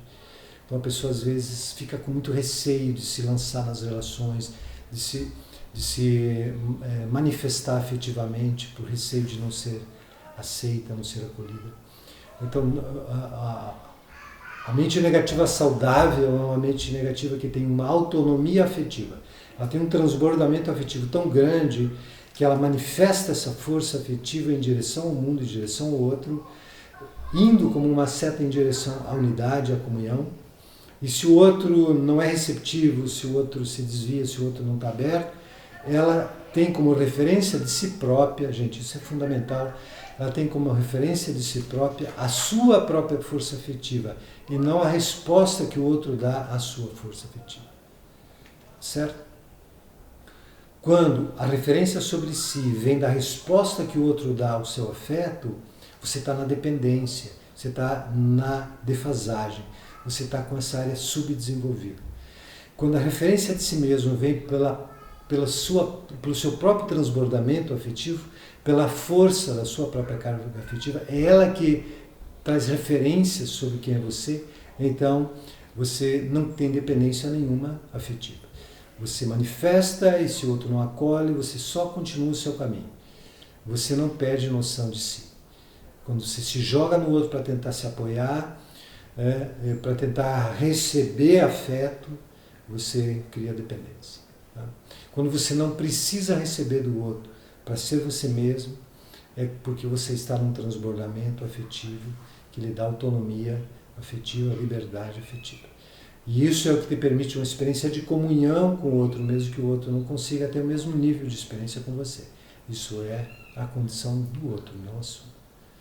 Então é muito interessante o corpo 2, o grande traço é isso, ver o que não está bem. A mente positiva é o contrário, a mente positiva é como um raio, né, de ação. Então vamos tentar relembrar daquela imagem inicial. Quando o Sol aparece no 1, o que o divino quer experimentar de si mesmo no corpo 1? O divino quer experimentar de si mesmo no corpo 1 a liberdade, a clareza, a sabedoria, a autenticidade. O divino experimenta dele próprio no corpo 1 isto. O que o divino experimenta de si próprio no 2? Ele experimenta a unidade com o outro, a compreensão e a vivência de que a outra forma é apenas outra forma, mas a consciência é uma. Então ele experiencia o ser um com o outro pela via afetiva, a comunhão. E o corpo 3, então, o que o divino experimenta de si próprio no 3? Ele experimenta o poder da vontade, de fazer, de ação, de concretização, de criação, de construção dentro da forma. O 3, então, é o raio da ação que constrói, faz acontecer, cria. Tá? É um raio, né? Um poder criativo que vem do infinito, que vem da alma, entra nessa janela e faz aparecer alguma coisa. Gente, ele é ação. A pergunta do 3 sempre é assim, o que me cabe fazer para que essa situação seja positiva, para que essa relação seja positiva, né? O que me cabe fazer? Ele sempre a pergunta sobre a ação. Né? E ele, quando está desenvolvida essa janela do 3, quando está aberta e desenvolvida, o sol que entra aí, ele sabe o que fazer. Ele olha, ele vê em cada momento onde que está o núcleo luminoso divino de cada pessoa, de cada situação e dele próprio. Então ele sabe onde agir, ele age ali. E com isso ele traz esse divino mais forte, esse positivo se explode em vários níveis e se fortalece, né? Então, gente, o corpo 3 é um corpo que está ligado à vontade e ele está enraizado nessa vontade, nessa luminosidade da compreensão do positivo, da luz que está em tudo e da ação que então nasce muito ancorada no poder dessa lucidez. Então o corpo 3, ele traz a experiência de autonomia, no sentido de poder pessoal, de ter o poder de ser o que é, desde si mesmo, e ancorar a sua ação, sua vontade, nesse si mesmo luminoso. E por isso ele tem tanta certeza, né, do que faz, do que lhe cabe fazer, porque ele enxerga o núcleo positivo de uma pessoa, de uma situação, e age ali, né, com convicção, com força, como um raio que atravessará obstáculos, mas desconstrói obstáculos e consegue materializar algo no mundo. Tá? Então é um poder muito especial, gente, de criação, de construção, de produção, de transformação das circunstâncias para uma dimensão positiva. Mas quando está desenvolvido. Quando ele não está desenvolvido, as defasagens que aparecem aí são várias, são muitas nuances. Uma defasagem já imediata é a gente entender o seguinte: ele não está clara, essa janela está opaca, então a luz entra aí meio difusa, né? É como uma lente que está cheia de alterações que atrapalham a observação do fenômeno. Ou é como uma janela cheia de obstáculos ali, de uma cortina, ou o vidro está distorcido, está muito opaco, está empoeirado. Então, uma defasagem na luz. Essa defasagem surgirá como, por exemplo, aqui, uma dificuldade de perceber o núcleo positivo de cada situação, de cada pessoa. Essa é a primeira instância. A dificuldade de perceber o núcleo luminoso e positivo. Gente, não percebendo o núcleo luminoso e positivo de cada situação, de cada pessoa, ou de si próprio, ele não saberá o que fazer. Porque a ação sempre que vem da alma é uma ação que enxerga e que dialoga com o positivo nas coisas. E que com isso faz com que ele cresça, ganhe espaço, transmute o que não é. Né? E assim estabelece uma dimensão divina dentro da forma humana. Uma positividade luminosa divina dentro da forma. Quando ele não enxerga esse núcleo, ele não está vendo onde que está alguma coisa positiva, ele não consegue enxergar. Então ele também já não sabe o que fazer. Ele deve ficar perdido sobre o que fazer. Ficando perdido sobre o que fazer, porque não está vendo claramente, ele também não sabe nem mesmo, ele não tem uma âncora para a sua posição ali. Então ele não tem poder pessoal. Ele não está ancorado num ponto de poder. Ele não está no seu ponto de poder, no seu lugar de poder. Ele está perdido. Então ele está perdido, está deslocado do seu centro de poder, ele está confuso porque ele não enxerga claramente o que fazer. No entanto, ele é chamado a fazer, porque a vida chama a fazer. Então, o que fará alguém que está numa condição assim? Duas coisas inversas. Ou ele polariza fazendo o que é esperado que ele faça, e ele tenta agradar e ser aprovado, ou ele age de uma maneira dizendo o que os outros têm que fazer. E com isso ele, de certo modo, assusta e oculta a sua própria fragilidade, a sua própria falta de poder, a sua própria falta de clareza sobre o que fazer. Certo? Então, muito bem. Nós temos aí, de novo, polaridades. A defasagem, ou ela vai para um lado ou vai para o outro. A tendência cultural é que ela caia naquela situação de querer agradar, querer ser bonzinho, querer que os outros gostem, querer que os outros fiquem felizes com o que ela faz. Ela entra no papel de bonzinho, que é uma patologia psicológica, é difícil de ser curada, mas que é com o corpo 3 que você trabalha isso. E, então, com isso, no extremo, você chegaria na subserviência, né? Com algumas nuances antes disso. Mas, basicamente, a necessidade de aprovação, a necessidade de agradar. Né? Ou, então, o inverso, o autoritarismo, imposição. E ambos têm em comum o quê? A confusão, o não enxergar claramente, o não saber o que fazer e a ausência de poder pessoal. Isso é um dado muito importante da defasagem e da virtude. Um outro dado, uma nuance da defasagem que é muito presente, cada vez que eu falo com pessoas sobre isso, tem muito isso também no corpo 3, é o seguinte: a pessoa como ela, no seu potencial máximo, aí trazendo de novo aquele princípio de que a pessoa tenta sempre agir como ela agiria se aquela área estivesse bem. Isso aparece já na tentativa de agradar, né? Porque se uma pessoa agisse de uma maneira lúcida, positiva, real, a ação dela seria altamente positiva, transformadora, e ela teria um grande impacto no ambiente. Né? Isso seria visto como uma alta sabedoria transformadora. Não é o caso, então ela age de um jeito que agrade. Uma outra defasagem, então, é essa defasagem de conceber como que as coisas poderiam ser na sua melhor versão. Como é que as coisas deveriam ser e não estão sendo. Né? E com isso se cria uma idealização. Como as coisas tinham que ser, como essa pessoa tinha que ser, o que aquele funcionamento lá de alguma empresa, de algum país, de alguma coisa qualquer familiar. Enfim, qual seria a melhor maneira disso acontecer? Então eu tenho a melhor versão possível. A melhor versão possível é a idealização. O corpo 3 quer enxergar o melhor possível, porque se ele estivesse desenvolvido, ele estaria agindo no melhor possível. Estaria criando, objetivamente, ajudando a criar esse melhor possível. Mas ele está perdido, ele não está vendo. Ele não está vendo nada. Então ele não sabe o que fazer. Gente, a questão aí nossa de defasagem não é... O ponto fundamental da defasagem não é a idealização. Não é a pessoa ter a capacidade de conceber o melhor possível. Tá? Conceber o melhor possível é quase uma prerrogativa desse corpo 3, que não está ativado, então que ele busque isso mesmo que seja por aproximação, é até compreensível. Esse não é o mais importante no trabalho de harmonização. O grande problema da idealização é que ela é usada como parâmetro de comparação para avaliar o que está sendo agora, o que está acontecendo agora. Como que algo está sendo agora em comparação com o que tinha que ser.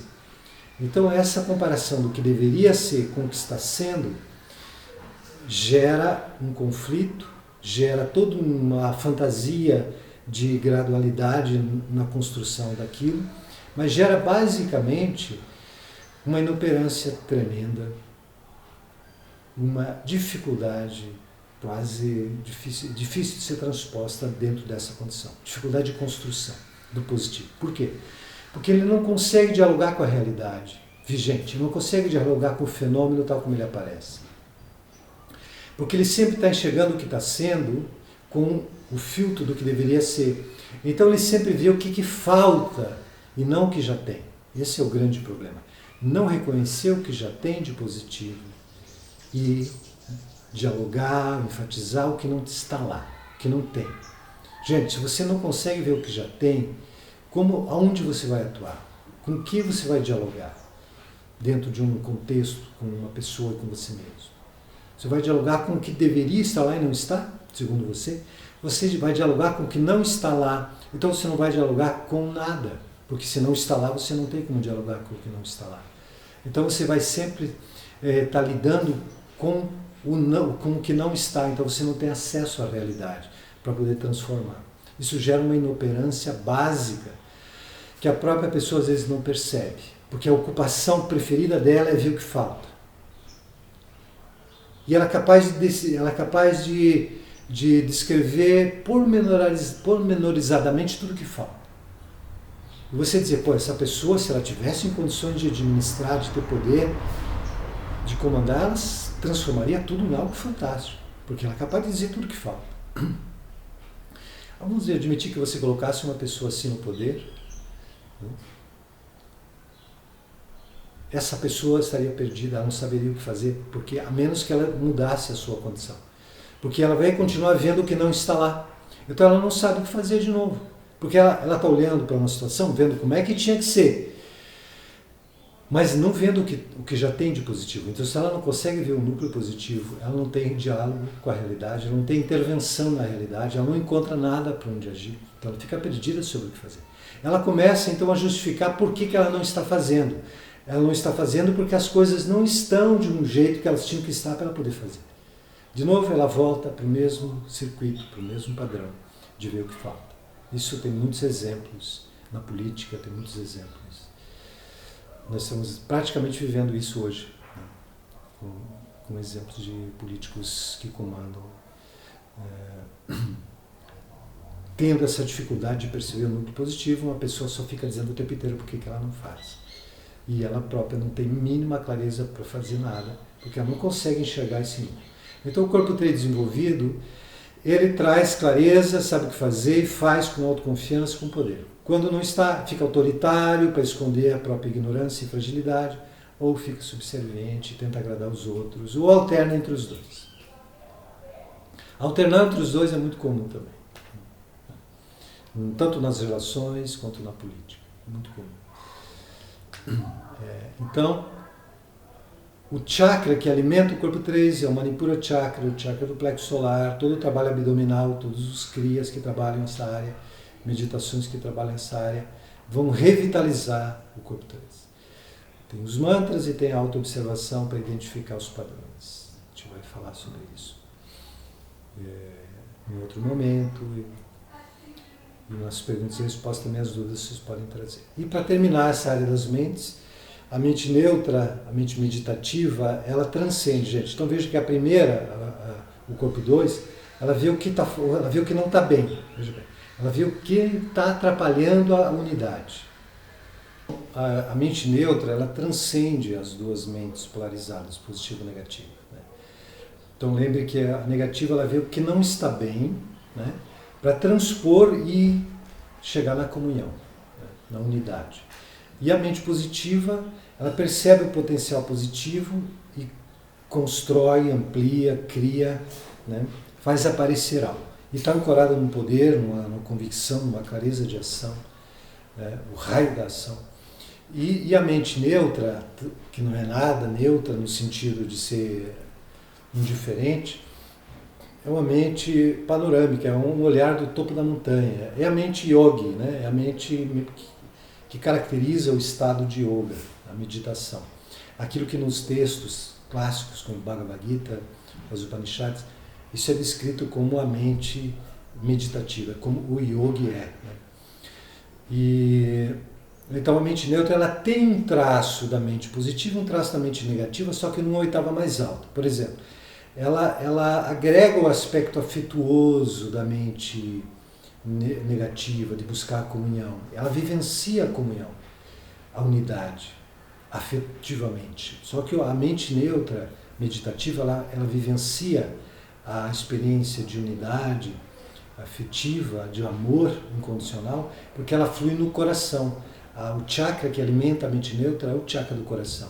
Ele tem uma vivência de afeto, de unidade com todos os seres, né?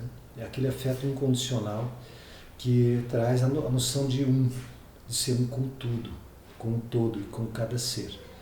Então, ele tem um aspecto afetivo, que o 2 tem, só que no 8º é mais sutil.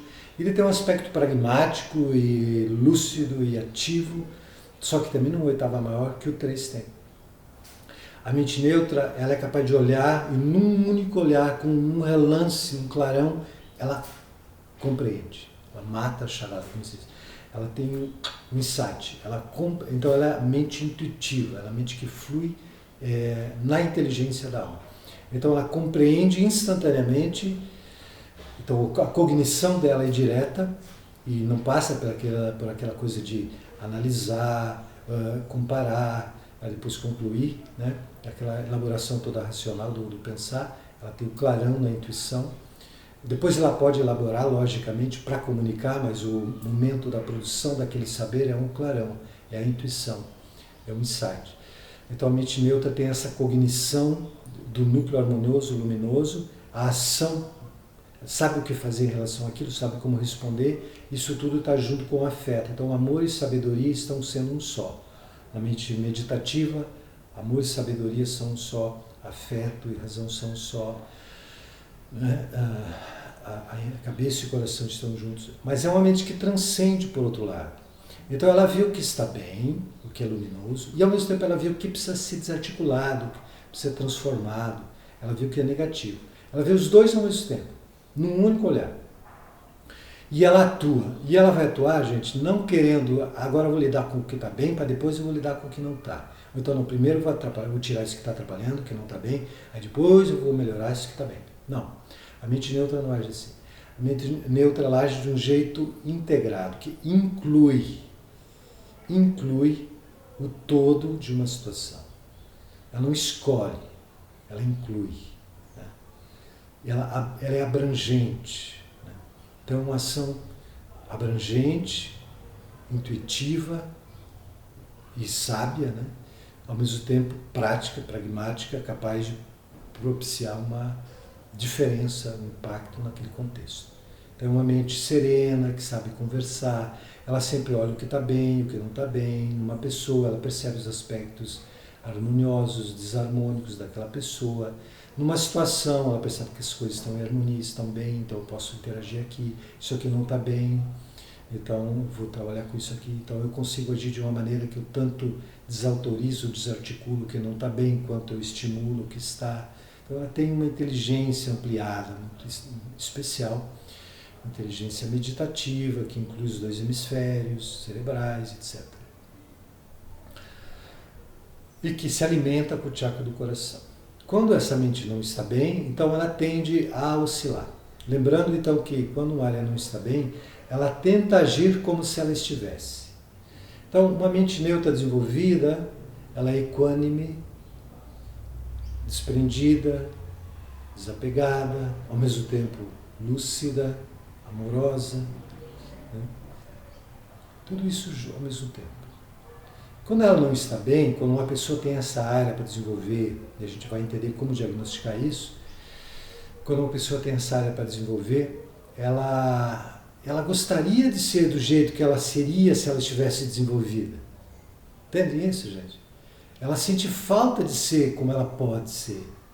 Ou seja, ela sente falta de ser o que ela já é e ainda não está manifestando completamente. Lembrando aquela frase do Nietzsche, torna-te o que tu eres, né? Ou seja, acessa o que já é, né? E mostra, manifesta o que já é. Então, assim, a pessoa sente saudade, sente falta de ser o que ela é.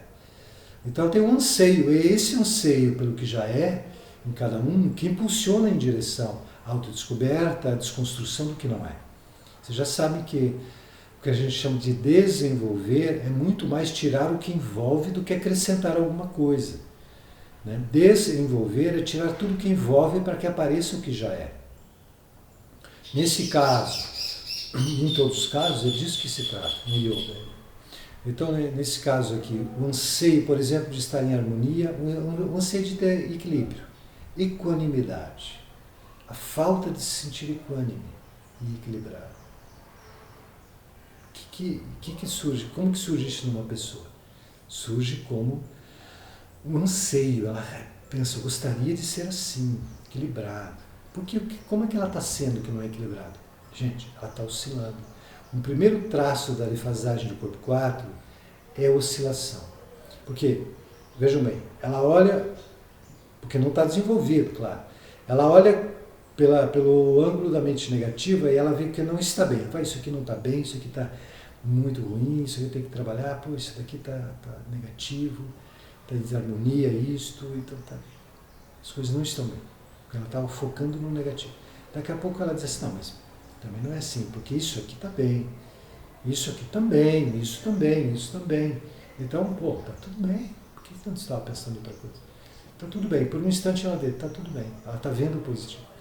Daqui a pouco ela olha assim, não, mas não é tudo também, porque isso aqui não está bem, isso também não, isso também não, isso também não. De novo ela transita no negativo.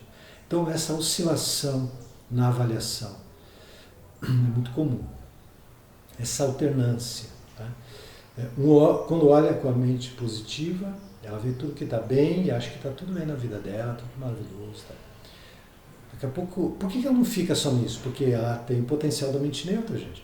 Ela não se contenta com uma parte, ela quer o todo. Por que ela quer o todo? Porque ela pode. Né? Então, ela não se contenta em ver só esse aspecto. Ela quer ver o outro aspecto que ela não está vendo. Então, ela começa a ver o que não está bem. E ela se perde por alguns momentos no que não está bem. E daí ela sente que não, que tem outro lado dela, vê o que está bem. Então, é como um cobertor curto, que quando se cobre os ombros, os pés ficam de fora, se cobre os pés, os ombros ficam de fora. Você está precisando ampliar essa cobertura toda aí. Quando a mente neutra se desenvolve, ela é capaz de encobrir, ou de cobrir, de abranger o todo, do positivo e do negativo, de uma situação. Quando não está bem, ela oscila. Por oscilar, ela sente falta da equanimidade, do equilíbrio, de ser uma mente yoga, que não se afeta tanto. E aí, gente, a tendência do corpo 4, quando anseia muito pela equanimidade, pelo equilíbrio, e não está encontrando porque não está desenvolvido o suficiente para isso, lembre que isso é próprio da mente neutra, assim como nós falamos no vídeo passado, quando o estômago está bem, ele fabrica o ácido e a digestão ocorre. Quando o estômago não está fabricando bem o ácido, a digestão fica defasada. O estômago não precisa ser ensinado a fabricar o ácido, isso é natural, é o dharma dele fazer isso, é o seu modo natural de ser fazer isso. Só não fará se não estiver bem. A mente neutra, e cada uma das áreas é a mesma coisa, cada uma delas tem o seu modo próprio de ser, espontâneo e natural, só não fará se estiver incompleto, se estiver com baixa vitalidade, se estiver com a frequência muito densa, muito automatizada, que é o que caracteriza o subdesenvolvimento de uma área. Então a mente neutra, na medida que ela se alimenta, ela vai abrangendo todo. Quando ela está defasada, ela oscila por querer, por ser desconfortável a oscilação e ela ter o anseio pelo equilíbrio, ela pode cair na rigidez, na teimosia e na rigidez. Então a mente neutra não desenvolvida pode se tornar rígida e teimosa e fincar o pé no lugar e não querer tirar. Por quê? Gente, a rigidez é uma forma patológica de equilíbrio. Não é equilíbrio, é uma imitação barata do que seria equanimidade e equilíbrio. A rigidez é uma tentativa de manter as coisas numa linha, em harmonia, do jeito que seria sem grandes oscilações. Só que ela é uma imitação ruim, que não traz as qualidades. A equanimidade, o equilíbrio é dinâmico. Ele tem uma oscilação, o equilíbrio é um movimento assim, ó, é um alto e baixo assim. Né? O desequilíbrio seria uma distância muito grande. Aí o desequilíbrio, mas o equilíbrio não é uma linha reta, o equilíbrio é dinâmico. Ele oscila, mas dentro de um limiar, aí, de uma proporção. Quando ele extrapola muito, é o desequilíbrio. Então, a rigidez é uma tentativa de uma linha reta, de um equilíbrio patológico, não é equilíbrio. Aí E é rigidez mesmo. E controle, repressão, e tudo isso é patológico, isso não é real, isso não é harmônico. Então, nós temos aí na mente neutra teimosia, rigidez, oscilação, como prováveis desequilíbrios. Indecisão, uma hora está vindo de um ângulo, outra hora está vindo de outro, então fica indeciso. A indecisão é um ponto interessante, mas só como um início de conversa sobre esse assunto, que a gente pode aprofundar em outro momento.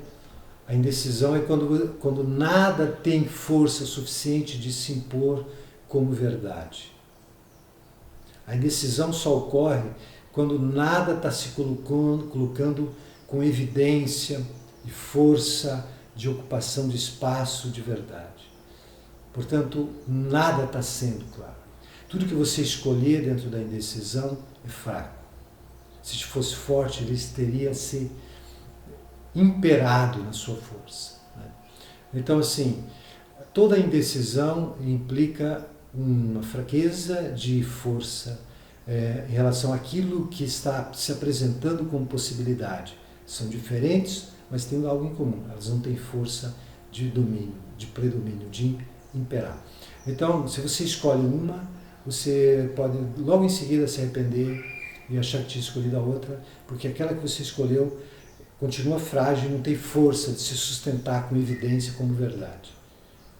Então, eu acho interessante quando você está indeciso, contempla as possibilidades relaxadamente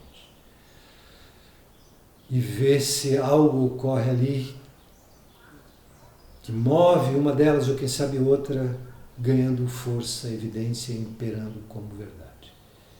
Caso contrário, você sempre que escolhe, você exclui e de madrugada o outro vem para puxar suas cobertas. Então, há uma angústia sempre, há uma ansiedade diante da indecisão e por isso as pessoas não querem viver isso. Se você aprendesse a respirar profundamente na indecisão, contemplar, assim como se contempla aquelas figuras da Gestalt, você não sabe o que tem ali, que traço são esses, que coisa confusa é essa, e você só contempla e de repente dá o insight, de repente aquelas formas todas ganham um sentido. Desse modo a mente neutra pode trabalhar com a indecisão, olhando meditativamente para as coisas. Mas isso é só uma observação. Então, o que é característico da mente neutra não desenvolvida são essas tendências: oscilação, rigidez, indecisão. Né? E a gente vai trabalhar isso ampliando o poder do chakra do coração, equilibrando, coordenando os hemisférios cerebrais. Existem alguns exercícios de coordenação dos hemisférios. Quando tivermos aulas presenciais, a gente vai poder fazer alguns exercícios de braço, onde você move os braços ao mesmo tempo, em tempos diferentes. Isso cria uma coordenação interna dos hemisférios e todas as várias instâncias da funcionalidade humana, né? Mental, emocional, nutricional, como tudo isso se combina, como tudo isso se antagoniza, né? Sem que precise ser assim, enfim, trabalhar em direção a uma harmonização dessas forças e tudo mais.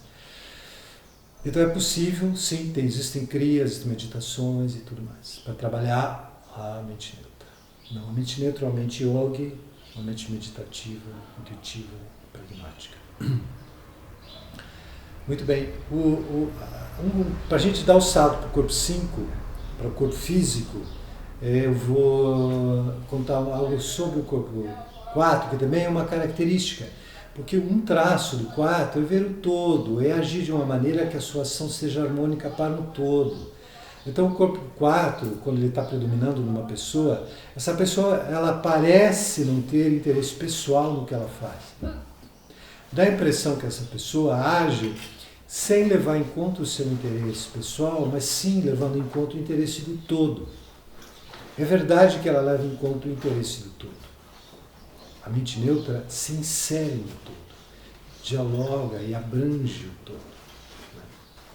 E por isso ela age sempre em sintonia com o todo. Então é verdade que a mente neutra age levando em conta o todo de uma situação e não ela própria destacada. Mas isso não significa que ela não leve em conta os seus interesses. Ela leva em conta os seus interesses, sim.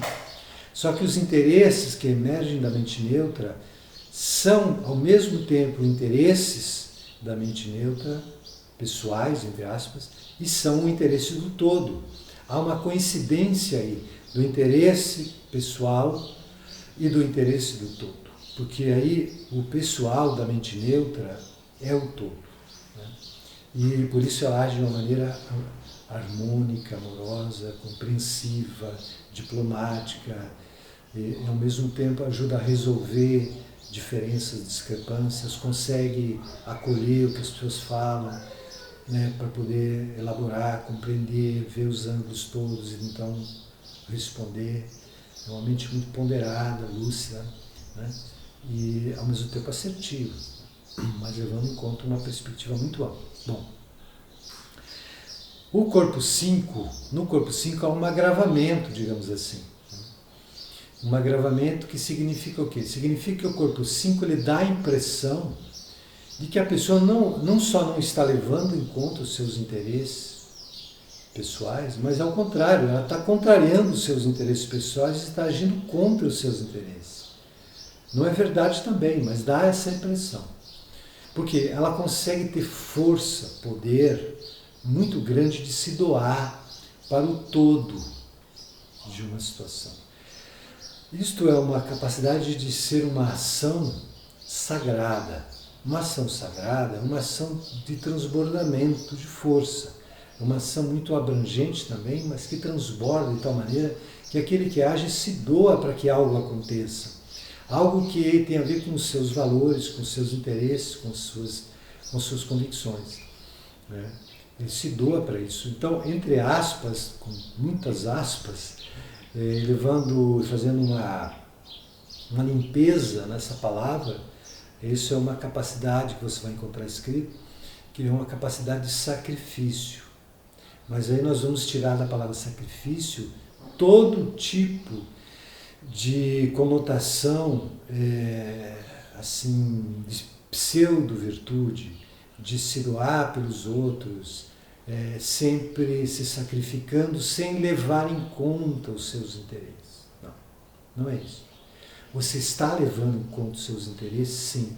Só que os seus interesses são os interesses do todo, os seus interesses são o interesse daquilo para o que você se doa. Então isso significa que você não tem nenhum interesse em receber nada. Toda vez que você fala, eu me sacrifiquei tanto e não estou recebendo, você está se contradizendo na própria formulação. Você está dizendo que você investiu muito para ver se ia receber e não está recebendo. Isso é outra situação. Sacro ofício é a ação sagrada. Ela é intrinsecamente doadora. E ela é doadora não porque ela é boazinha, ela é doadora porque ela tem muito, ela transborda, porque ela é forte, porque ela é exuberante no seu ser. Então é muito importante entender isso para a gente não perder o significado real dessa palavra, ação sagrada, sacro ofício, sacrifício, como uma ação da alma que não precisa de nada, por isso ela consegue agir assim. Na história ligada à tradição dos gurus, da linhagem do Guru Nanak, que o quinto guru tem uma expressão muito clara disso, na vida dele, rapidamente, houve uma situação pelo confronto, tem todo um contexto que nós vamos estudar também no curso, é parte da história, né, das tradições espirituais da Índia, mas houve um momento que houve uma dominação cultural, política muito violenta na Índia, por parte dos mongóis, em relação ao povo indiano, né, originalmente indiano. Porque aí depois os indianos que foram colonizados, né, por esses mongóis, eles se descaracterizaram dentro da sua cultura originária e foram forçados a isso muitas vezes. Bom, um dos gurus, um dos grandes mestres dessa linhagem, ele era muito crítico dessa dominação cultural, política e militar, né?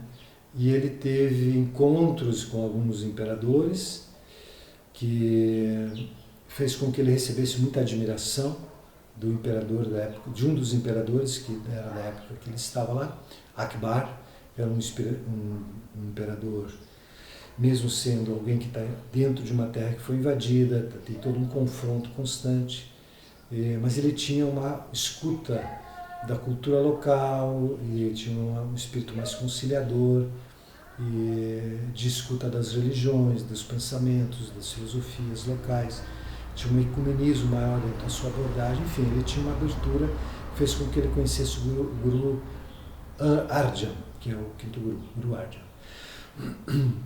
Então, o Guru Arjan tinha uma visão crítica, que expôs ao próprio Akbar, e que foi bem acolhida e com surpresa, inclusive foi considerada.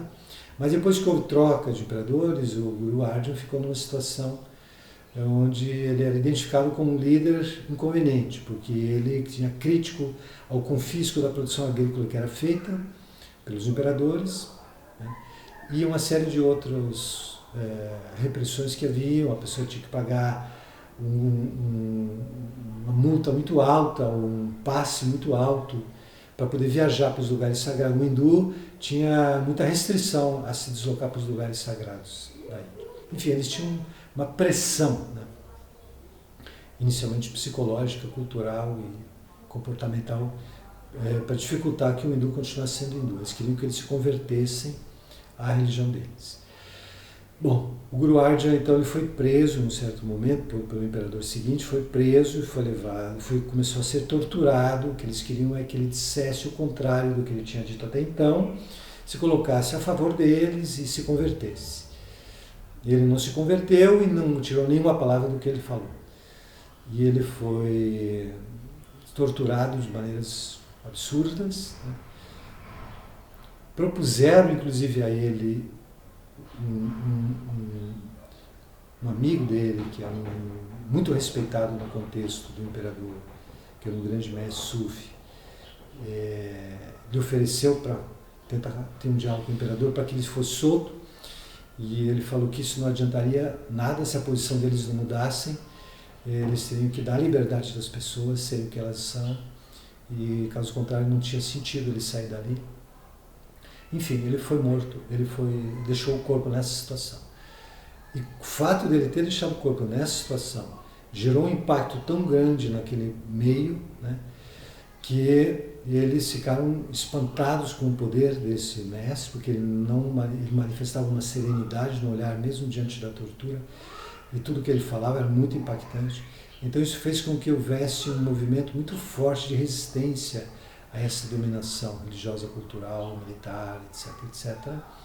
De tal maneira que a gente pode dizer que esse mestre, esse guru, ele doou a sua própria existência física em função de algo que ele acreditava. Então a gente podia ter a impressão que ele agiu contra os seus interesses. Não agiu contra os seus interesses, e aí entra um dado interessante para a gente completar esse assunto, que é o seguinte: alguém nasce nesse mundo, na visão yogi, para realizar a consciência de ser infinito, de ser divino. É por essa razão que você nasce. E quando nasce, e quando isso é realizado, você já cumpriu a razão pela qual nasceu. E o quanto tempo você ainda vai ficar aqui é irrelevante. Tem um grau de importância, sim, mas esse grau de importância está apenas na medida de que, estando aqui, você vai inspirar outros a encontrarem essa frequência divina dentro de si próprios também. Essa é a tarefa do mestre, né, de um guru real. Né? A palavra guru está outra palavra totalmente mal usada e deturpada, descontextualizada, desfigurada, etc, etc. Mas trazendo essa palavra no seu sentido autêntico, de uma frequência de luz que se expande através de uma consciência. Essa é a função. Então, se alguém já realizou o trabalho, continuar no corpo, e com isso não ter uma atitude que inspire outros a realizar isto, que eles nasceram para realizar, não é a função do mestre. A função do mestre não é continuar no corpo. A função do mestre é que, estando no corpo, ele inspire outros a encontrar esse que nunca morre dentro de si. Então, o fato de ele deixar o corpo desse modo, e ao deixar o corpo, ele inspira outros a se mover em direção à própria liberdade, à própria alma, isto é a tarefa do mestre. Então ele se doa para algo que ele sabe que lhe cabe fazer. Isso é um transbordo, isso é força, isso é transbordamento, isso não reconhecer as próprias necessidades. Isso nasce de um transbordamento de consciência e de poder. Isto é o ápice do corpo 5. A capacidade de se comunicar com clareza, usar a palavra, a capacidade de sentir-se infinito dentro da forma física. Estou perguntando de novo. O que o divino quer experimentar de si mesmo dentro do corpo físico? Que é o corpo 5, né? Corpo físico. O que o divino quer experimentar de si mesmo dentro do corpo físico? Ele quer experimentar o quê? Ser infinito e divino dentro do corpo físico. Ou seja, que o corpo físico esteja em condições de não criar dificuldades para que o divino esteja na forma na Terra. Isso é totalmente possível. Para isso, o corpo físico precisa ser colocado em condições de abrigar essa consciência divina. E essa é a grande tarefa do corpo físico, gente. Dar âncora, amparo, veículo, tornar-se um campo de expressão do divino. E como é que o corpo físico faz isso? Sendo ele próprio do jeito mais harmonioso e sutil dentro do sólido que lhe cabe ser. Então, assim, a desmedida da solidez é um obstáculo ao que o divino esteja na forma. O que é a desmedida da solidez? A rigidez. A desmedida da solidez a solidez exagerada é quando você sente que uma parte está como pedra em você. Isso é tensão. A tensão desnecessária é a desmedida da solidez. O que é a sutilização do corpo físico? Não é ele deixar de ser físico, é ele dissolver as tensões desnecessárias, as couraças musculares, toda a tensão crônica. Então é necessário o trabalho do corpo físico para que o divino esteja na forma. O corpo físico é muito importante para que o divino seja humano e para que o humano se reconheça divino.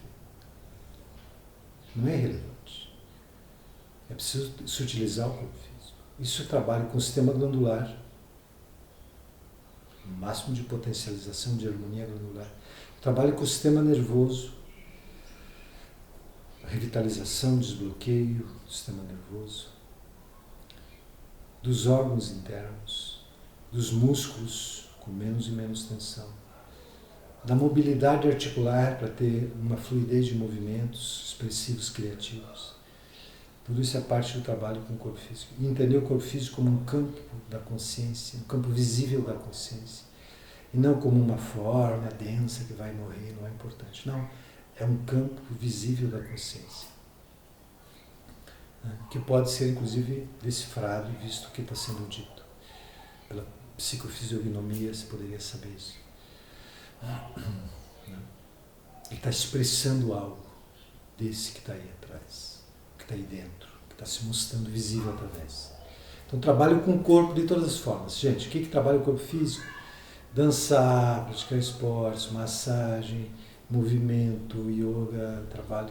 Todo esse trabalho é bem-vindo, sempre com consciência, presença, sentindo o que está fazendo. Esse é o critério. O trabalho específico do Kundalini Yoga, o trabalho do sistema glandular, sistema energético, junto com o sistema de glândulas e sistema nervoso, todos esses três sistemas conjugados, relaxamento, soltura, força, resistência, todos esses atributos positivos do corpo físico, né? Flexibilidade, força, resistência, tudo isso é bem-vindo. E tudo isso indica uma condição boa do corpo físico. Tá bom? Então, é muito importante o trabalho com o corpo 5. E o quinto chakra para facilitar a comunicação, a criação pela palavra. Tá? Para completar esse entendimento, né, do 5, é importante lembrar isso. Quer dizer, o corpo 5, né, ele tem a ver com o plano físico. O plano físico. O corpo físico é o veículo do plano físico. Agora, o plano físico ele tem várias frequências de vibração. Ele tem 7 frequências diferentes de vibração. A gente vai estudar isso num outro assunto da filosofia do yoga. Só falando do físico. Ele tem sólido, líquido, gasoso, todo mundo sabe. Etérico, superetérico, subatômico e atômico. São 3 frequências vibracionais, densidades vibracionais do plano físico, que é relacionado ao corpo 5. O éter é o elemento predominante, a partir do qual os outros elementos se estruturam e ganham graus de densidade. O sólido é o etérico no nível mais denso possível, mais compactado possível. O líquido é o etérico um pouco menos denso. O fogo é o etérico num nível diferente. O ar é o etérico num nível bastante sutil e o etérico mesmo é a matriz da estruturação da matéria física. Então, com isso a gente entende que o etérico, sendo o elemento do 5º chakra, a gente entende por que o 5º chakra é o chakra que se relaciona com o corpo 5 e por que o desbloqueio e fortalecimento do 5º chakra é muito importante para que o corpo 5, para que o campo físico da consciência, para que o campo vibracional chamado físico, que é uma área da consciência, para que ele seja capaz de permitir a manifestação mais lúcida, divina, infinita da alma dentro da forma, não é? Translúcida da alma dentro da forma. O corpo físico pode fazer isso, sentir-se livre, infinito dentro da forma. Então essa capacidade de gerenciar o tempo e espaço é muito importante no 5, capacidade de se organizar no tempo e espaço, não sentir que o tempo e espaço lhe pressiona, lhe oprime, você não sabe muito bem como lidar, porque está muito denso esse corpo, então você se sente oprimido dentro do corpo, dentro do plano físico, e você tem aquela fantasia de que se estivesse fora do plano físico e fora do corpo, você estaria livre, seria divino. Não, isso é uma ilusão muito grande. O humano cabe ser divino dentro da forma, ou não será em outro lugar. O aprendizado é ser divino dentro da forma, porque será divino em qualquer espaço, com ou sem forma. Então, o aprendizado do corpo 5, gente, é saber, quando desenvolvido, ele tem junto a capacidade de gerenciar tempo e espaço. Saber que você tem muita coisa para fazer, se for o caso, interesses diversos na vida, e você tem um tempo onde isso cabe, e você saber gerenciar esse tempo e espaço dentro do seu universo de interesses. Então, saber compatibilizar tempo e espaço com a sua vida, com os seus interesses, sem sentir oprimido e sentir que falta. Saber se organizar no tempo e espaço, ter um poder de comunicação fluido e criativo com as palavras, e saber dizer o que quer dizer com clareza e com força. O poder de interferir nos outros elementos a partir do éter, a partir da palavra. Porque, gente, se o éter está na base de todos os outros 4 elementos, ao atuar no éter você atua nos 4 elementos, e isso é o 5º elemento lá dos alquimistas. Você pode mudar o nível de manifestação de uma outra forma, de um outro tattva, né, de um outro elemento, ao atuar a partir do éter sobre ele. Então você poderia atuar sobre o elemento físico, sólido, líquido, você poderia atuar sobre ele e mudar a densificação na qual ele se encontra, atuando a partir do éter ou a partir da mente, quando ela está além do éter, também podia mudar e tornar aquilo menos denso, fazer até desaparecer ou aparecer. Ser chamado siddhis, yogis, que existem. A gente vai entender isso no outro capítulo, no outro módulo. Por enquanto, vamos entender que o desbloqueio do 5º chakra é muito importante para o trabalho do corpo 5. Tá? E que, portanto, o corpo 5, o conceito, né, de corpo 5, o conceito de corpo físico como uma área da consciência, ele inclui, além de toda a estrutura fisiológica que é própria, né, do corpo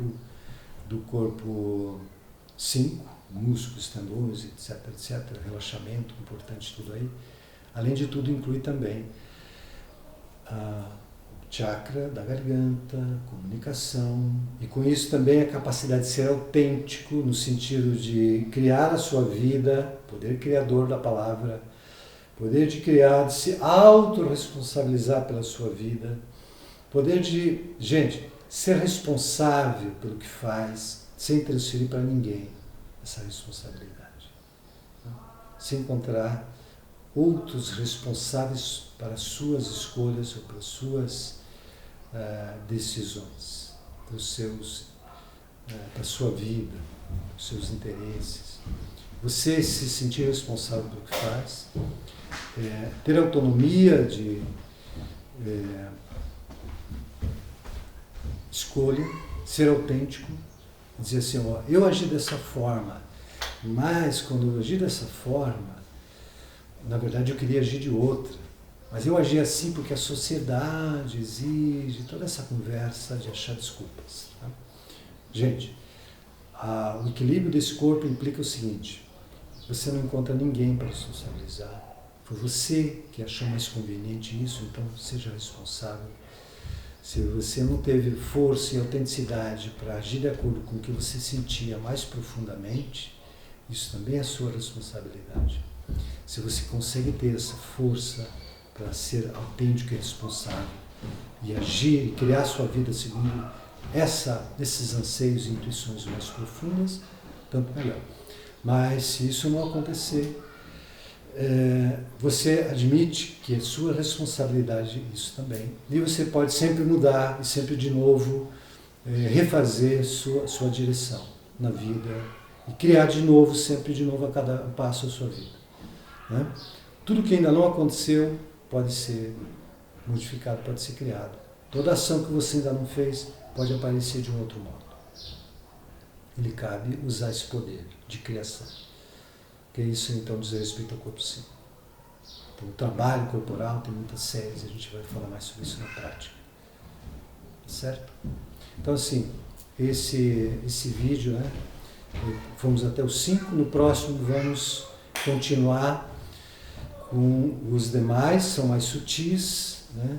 Nós entendemos que até agora nós vimos o quê? Alma, presença divina, campo mental e corpo físico. Então nós vimos o quê? Alma, mente e corpo físico.